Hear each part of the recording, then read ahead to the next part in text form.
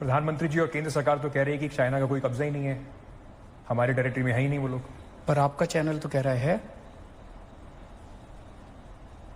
आपका चैनल झूठ दिखा रहा है इसका मतलब। हम तो वही दिखा रहे हैं जो सैटेलाइट मैप दिखा रहे हैं। तो वो अब फिर या तो आप जानो या वो जाने। अरे अलते में भलते में राफे कवाली, सब शाने खड़े ले कोई नहीं देता ताली। इनसे पूछना मोदी मोदी चिल्लाने से हाउस टैक्स माफ होता हो तो मैं भी चिल्लाऊंगा मोदी मोदी। अरे मोदी ने तुम्हारी बिजली के रेट कम करे क्या? अगर बिजली के रेट कम होते हो मोदी मोदी चिल्लाने से मैं भी चिल्लाऊंगा मोदी मोदी मोदी। मोदी मोदी करने से पेट नहीं भरता, पागल हो रहे हैं थोड़े लोग। जेब में था चिल्लर, साथ वाले किल्लर, काम करे कांड वाले, लाइव बेड़ा थ्रिलर। अरविंद जी, बड़ा सवाल यह है कि आप कांग्रेस को लेकर बड़े सॉफ्ट हैं इन चुनाव में। आपको नहीं लगता कि राहुल गांधी के रोड शोज के बाद, सोनिया गांधी जी की रैली के बाद कांग्रेस का टेम्पो भी बड़ा है और कहीं उससे आपको नुकसान ना हो जाए, क्योंकि आपका और उनका वोट बैंक सेम है? बिल्कुल 0 सीट आ रही है सर उनकी।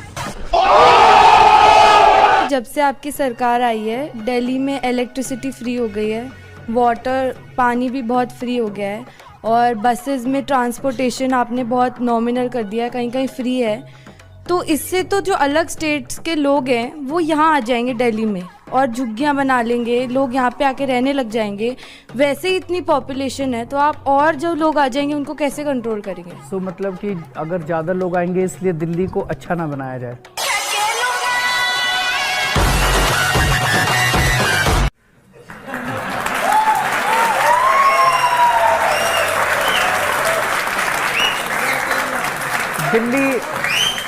दिल्ली दिल वालों की है, दिल्ली देश का दिल है और पूरे देश के लोगों का सबका स्वागत है दिल्ली के अंदर। दिल्ली मिनी इंडिया है।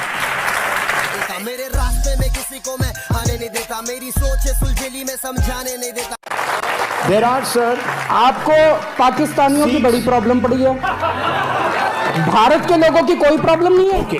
भारत के अंदर इतनी बेरोजगारी है, हिंदुओं की, क्रिश्चियंस की, पारसीज की, सिखों की, उनकी बेरोजगारी सॉल्व हो गई। आपसे उनकी बेरोजगारी सॉल्व नहीं हो पा रही, इसलिए आपने जानबूझ के ध्यान भटकाने के लिए किया।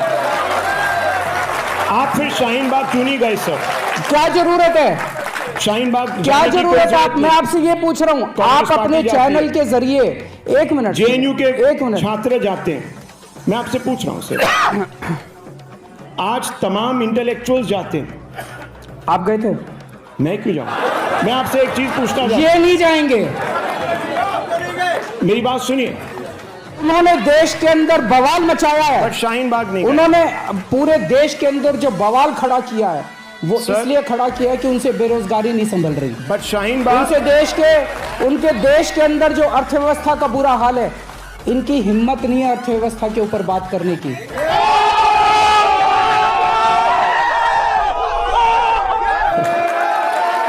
इनकी हिम्मत नहीं है बेरोजगारी पे बात करने की।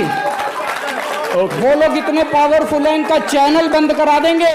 इसलिए सारा दिन सुबह से शाम तक केवल और केवल हिंदू और मुसलमान, हिंदू मुसलमान। एक मिनट मुझे बोलने दीजिए। अब केवल 24 घंटे हिंदू मुसलमान करते हैं। ये देश सारे धर्मों से बना है, ये देश सारी जातियों से बना है। इस देश के लिए हर व्यक्ति अपनी जान कुर्बान करने के लिए तैयार है, और जो लोग इस देश को बांटने की कोशिश कर रहे हैं उनके मंसूबे कभी सफल नहीं होंगे।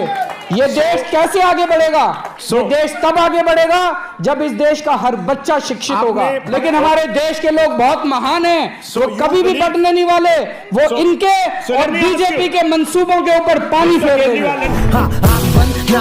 खोटा खोटा बात बंद, बनना है तो बाप बंद। एलजी कहता है कि तुम नहीं कर सकते, मैं करूंगा, तो करना।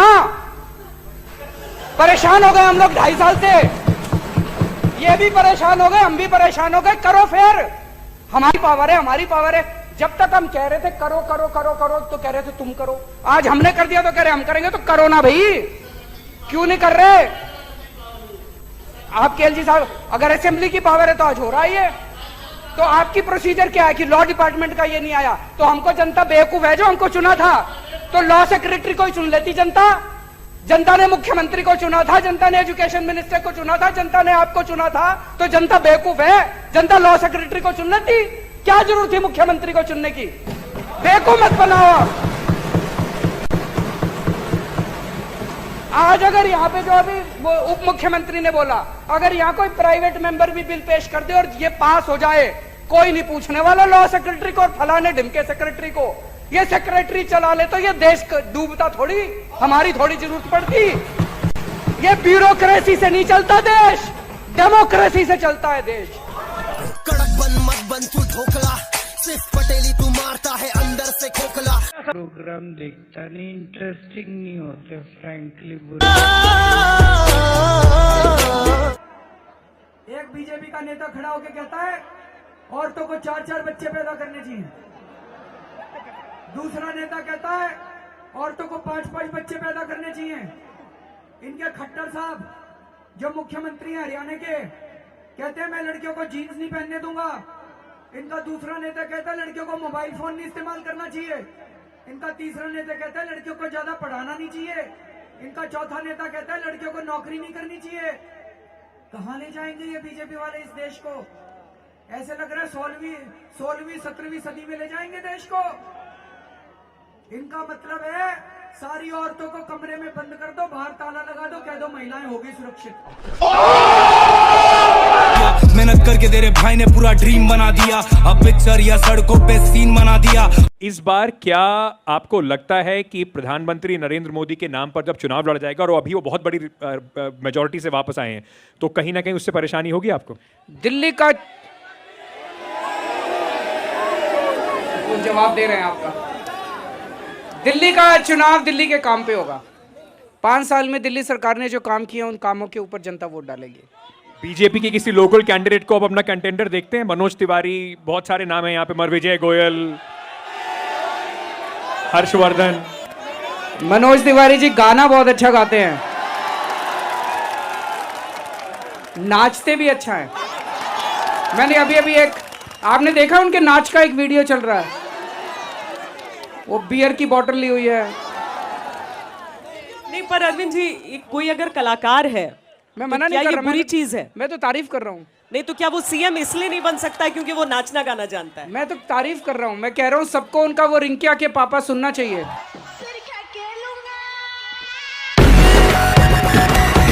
धान का एमएसपी 1868 है। उत्तर प्रदेश और बिहार में ये 900,000 रुपए में बिक रहा है। मेरे को बता दो कि पूरे देश में मेरा बिहार और उत्तर प्रदेश का किसान कहां ये फसल बेच के आए कि इसको एमएसपी से ज्यादा दाम मिल जाए। हवा में बात करने से क्या फायदा है? कहीं भी बेच लो, कहीं भी बेच लो। अरे कहां बेच लें, बताओ तो सही। उनसे पंजाब में खरीदेगा, उत्तर प्रदेश में उनसे 800 रुपए में बेच के वही बड़े बड़े पूंजीपति इतनी महंगाई कर देंगे कि वो पूरे देश के अंदर इसको महंगा बेचेंगे। ये पिछले 6-7 साल से आप लोग देख रहे हो कि भारतीय जनता पार्टी ने चुनावों को कितना महंगा कर दिया। कितना पैसा खर्च होता है चुनाव के अंदर, कितना पैसा खर्च होता है। ये कानून किसानों के लिए नहीं बनाए गए, ये कानून भारतीय जनता पार्टी के चुनावों की फंडिंग कराने के लिए बनाए गए। इसको ये देश जितनी जल्दी समझ ले, किसान तो समझ गए, बाकी देश भी जितनी जल्दी समझ ले उतना अच्छा होगा। तो अध्यक्ष महोदय, मैं इसका समर्थन करता हूं और ये 3 कानून हैं, ये तीनों कानूनों को मैं सदन के सामने